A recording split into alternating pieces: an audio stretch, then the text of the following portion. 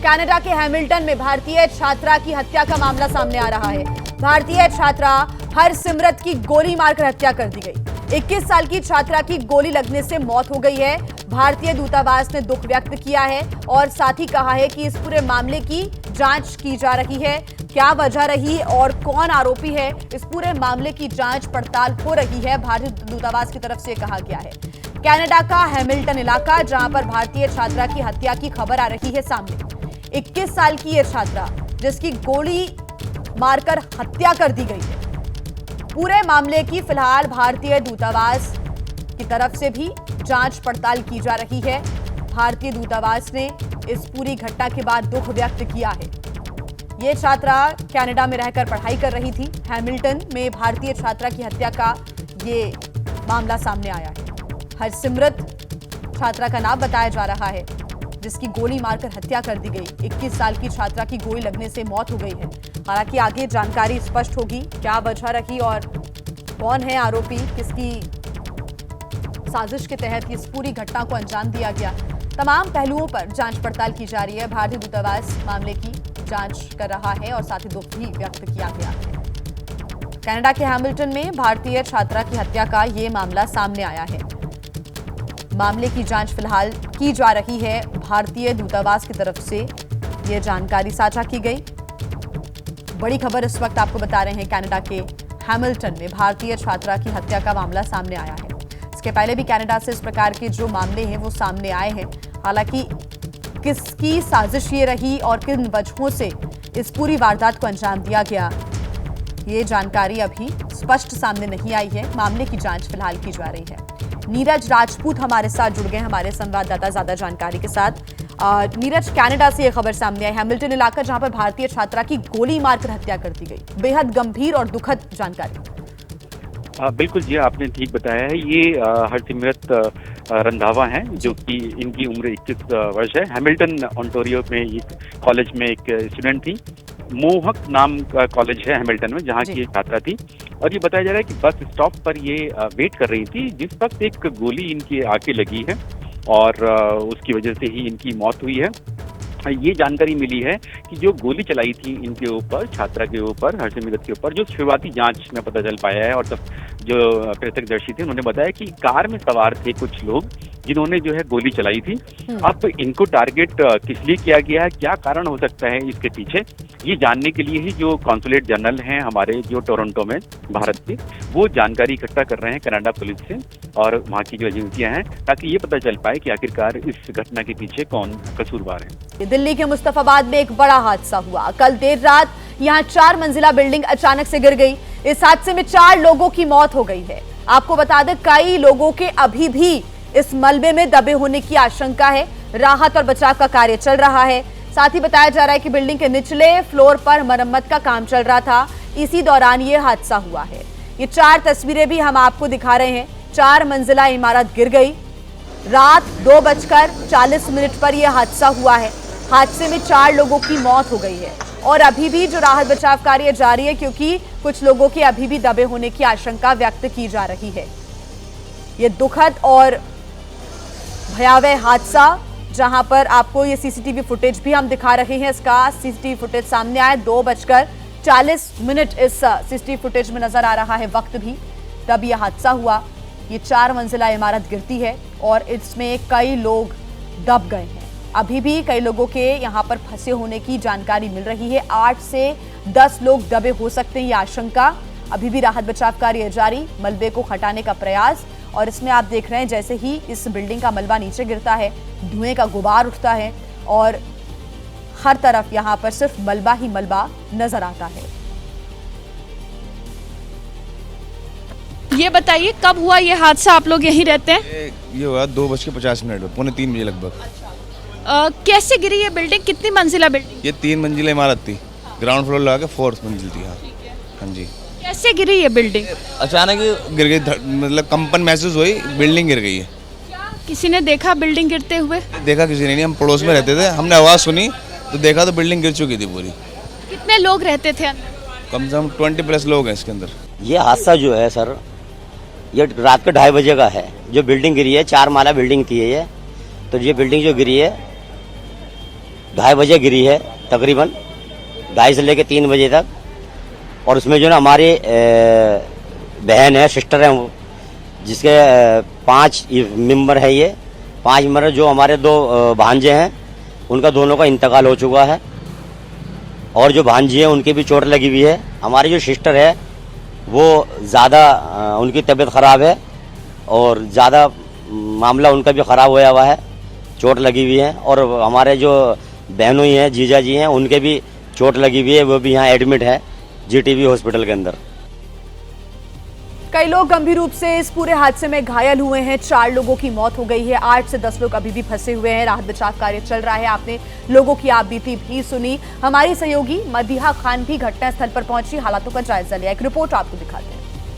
मुस्तफाबाद इलाके में बिल्डिंग गिरने से जो बड़ा हादसा हुआ है उसमें 4 लोगों की दुखद मौत हो गई है और बाकी लोगों को रेस्क्यू करने की कोशिश जो है वो टीम्स की जा रही है। एनडीआरएफ की एक बड़ी टीम यहाँ मौजूद है, दिल्ली पुलिस की बड़ी टीम यहाँ पर मौजूद है, फायर फाइटर्स यहाँ पर मौजूद है। और देखिए जरा रेस्क्यू ऑपरेशन की तस्वीरें कि किस तरह से एक बड़ी टीम यहाँ पर मौजूद है और कोशिश की जा रही है कि जो लोग अभी भी इस मलबे में दबे हुए हैं, इस बिल्डिंग गिरने की वजह से दबे हुए हैं, उनको किसी तरह से निकाला जा सके। लेकिन ये जो बिल्डिंग गिरी है ये करीब देर रात 2:50 पर गिरी है, जिसके बाद स्थानीय लोगों ने जो मदद हो सकती थी वो करी और सबसे पहले कुछ लोगों को बाहर निकाला, जिनको पास के ही जीटीबी अस्पताल में एडमिट कराया गया है। उसके बाद से जब यहाँ पर टीम्स पहुंची, उन्होंने कोशिश करी कि जल्द से जल्द इस रेस्क्यू ऑपरेशन को पूरा किया जा सके। उसके बाद से कुछ लोगों को बाहर निकाला, जिसमें 4 लोगों की अब तक मौत हो चुकी है और बाकी लोगों को निकालने का जो प्रयास है वो किया जा रहा है। न्यू मुस्तफाबाद का शक्ति विहार इलाका, जहां पर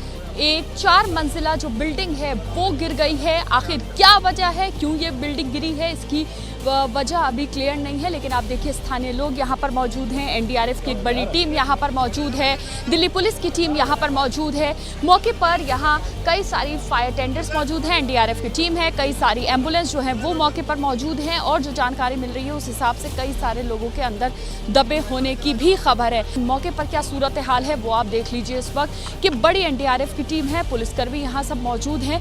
बड़ा हादसा इस वक्त यहाँ न्यू मुस्तफाबाद में हुआ है और जो जानकारी मिली उस हिसाब से 2:50 पर देर रात ये हादसा हुआ, जिसके बाद से ही लगातार जो टीम्स थी उनके पहुंचने का सिलसिला यहाँ पर शुरू हुआ है। आप देखिए कितनी बुरी हालत है, पूरा जो लेंटर था वो नीचे धर-धरा के गिर गया है, जितने भी कपड़े लोगों का सामान था वो सब कुछ दब गया है। वहीं इस पूरे हादसे पर पुलिस का कहना है कि हम इन्वेस्टिगेशन करेंगे, रेस्क्यू टीमें भी अपना काम कर रही हैं। इस वक्त हमारे साथ बातचीत करने के लिए जो बिल्डिंग गिरी है मुस्तफाबाद दयालपुर इलाके में, उस पर additional DCP north east Sandeep Lama मौजूद हैं। संदीप जी, क्या अपडेट है, बिल्डिंग कैसे गिरी और अभी क्या चल रहा है रेस्क्यू ऑपरेशन? गिरने के रिगार्डिंग हम इंक्वायरी इन्वेस्टिगेशन करेंगे, उसके बाद आपको बता पाएंगे। अभी सुबह 3 बजे के करीब कॉल है, तब से रेस्क्यू चल रहा है। इसमें दिल्ली फायर सर्विस, एनडीआरएफ और दिल्ली पुलिस और लोकल पर्सन्स लगे हुए हैं। 14 लोग रेस्क्यू हो गए हैं, अनफॉर्चुनेटली 4 डेड भी हैं। बाकी संभावना है कि और लोग भी फंसे हो सकते हैं। स्थानीय लोग बता रहे हैं कि नीचे जो है ग्राउंड फ्लोर पर कुछ काम चल रहा था कंस्ट्रक्शन का, क्या वो वजह हो सकती है? आप लोग उस एंगल से भी आई एम श्योर जांच उसकी इंक्वायरी करेंगे, वैसे रेस्क्यू हो जाए उसके बाद। कितनी टीम्स जो हैं वो लगी हुई हैं? एनडीआरएफ, दिल्ली पुलिस के कितने लोग जो हैं वो एनडीआरएफ के हमारे यहाँ पे 2 टीम्स हैं, एक दिल्ली फायर सर्विस के भी हैं और हमारे दिल्ली पुलिस की तरफ से एक प्लाटून सेक्शन जो हमारी HRD बोलते हैं उसको लगा रखा है लॉ एंड ऑर्डर के लिए। कितना टाइम लग सकता है इस रेस्क्यू? अभी होप कि जल्दी हो जाए, 2-4 घंटों में रेस्क्यू हो जाए सब कुछ। दिल्ली के सीलमपुर में 17 वर्षीय युवक कुणाल की हत्या के सिलसिले में दिल्ली पुलिस ने लेडी डॉन जिक्रा को गिरफ्तार कर लिया है। बड़ी खबर आपको बता दें, जिक्रा के अलावा पुलिस ने 3 अन्य लोगों को भी हिरासत में लिया है, उनसे भी पूछताछ लगातार जारी है। हालांकि कुणाल की हत्या के मामले में एक और आरोपी साहिल अभी तक फरार है। दरअसल उत्तर पूर्वी दिल्ली में सीलमपुर के जे ब्लॉक में परसों 17 वर्षीय युवक कुणाल की चाकू गोदकर हत्या कर दी गई थी, जिसमें आरोपी के तौर पर एक भाई बहन जिक्रा और साहिल का नाम सामने आया था। जिक्रा पुलिस की गिरफ्त में अब है और साहिल की तलाश लगातार जारी है। अभी जो लोग फरार हैं, जो आरोपी फरार हैं, उन तक पहुंचने की कोशिशें यहां पर लगातार की जा रही है। तो वहीं जिक्रा को गिरफ्तार कर लिया गया है, उससे पूछताछ हो रही है। 3 अन्य लोगों को हिरासत में लिया गया है, उनसे भी पूछताछ यहां पर हो रही है।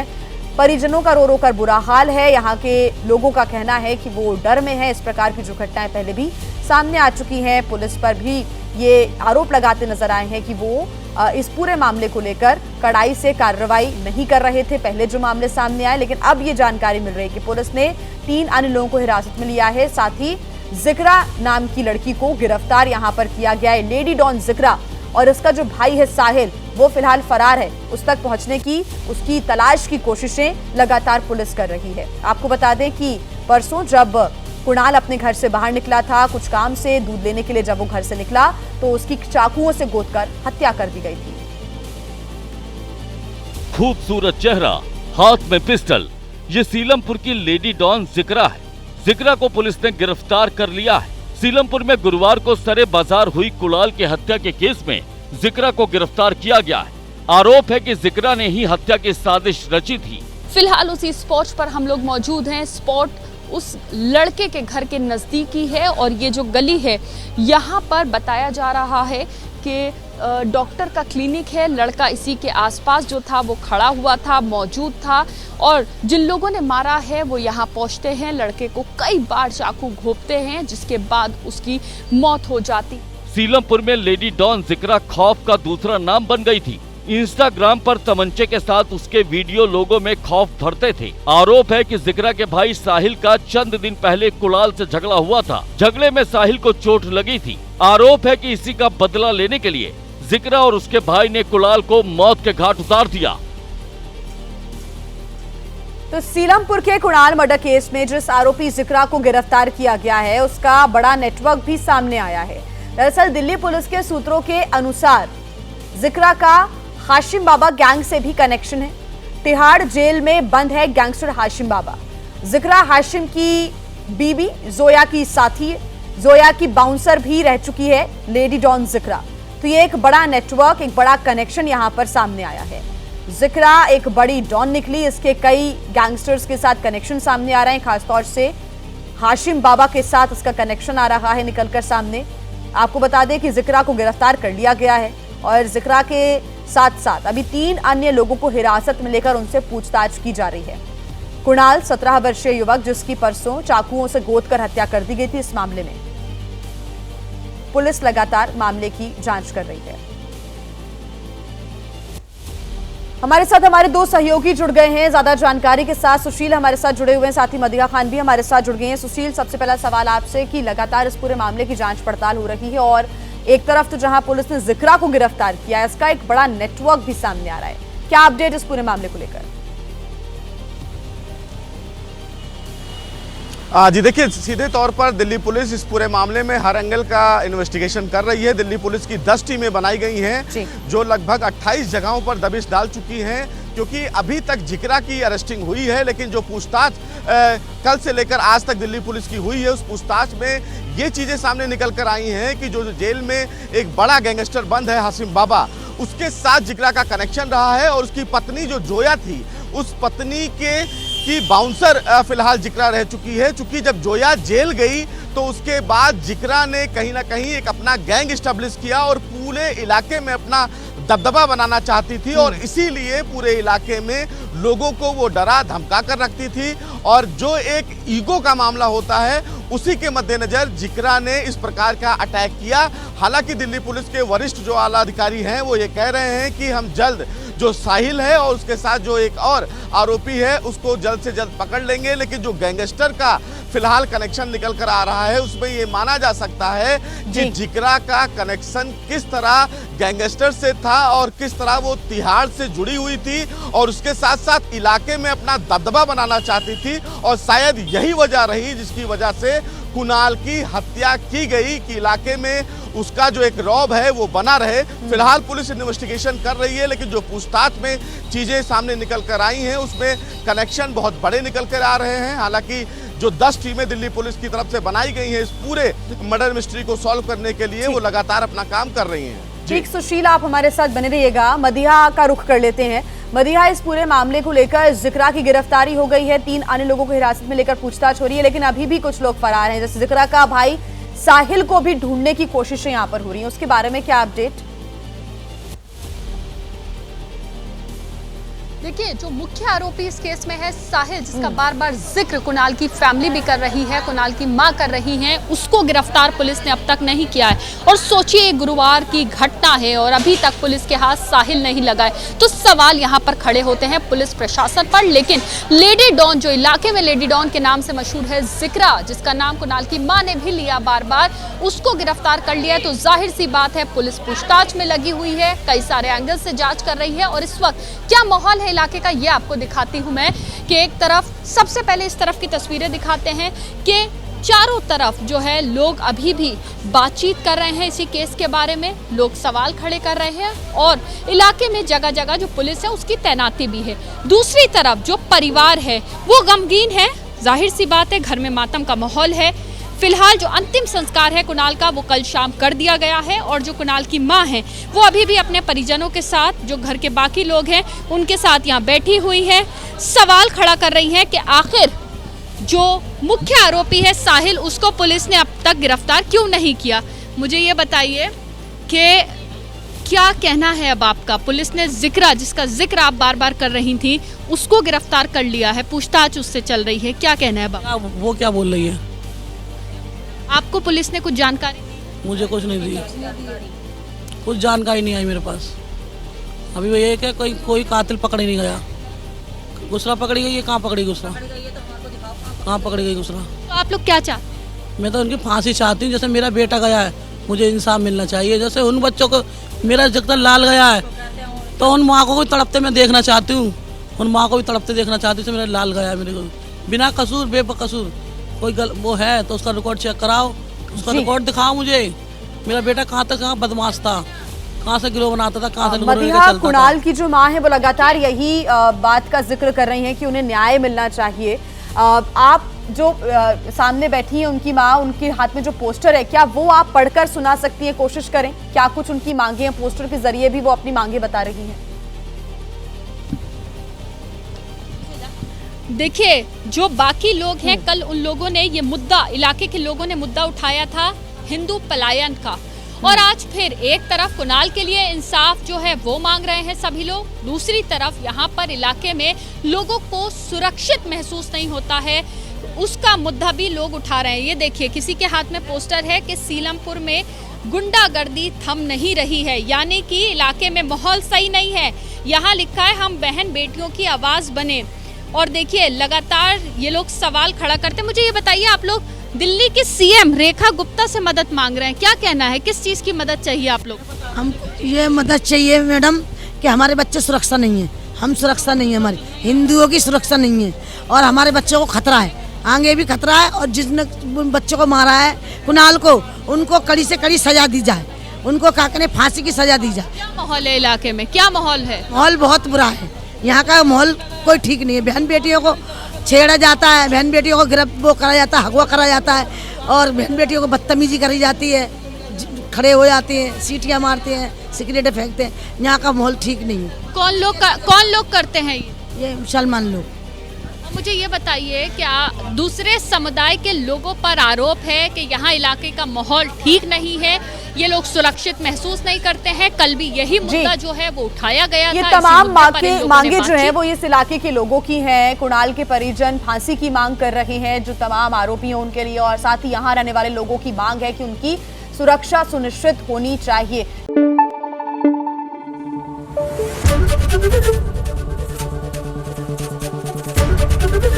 एबीपी न्यूज आपको रखे आगे।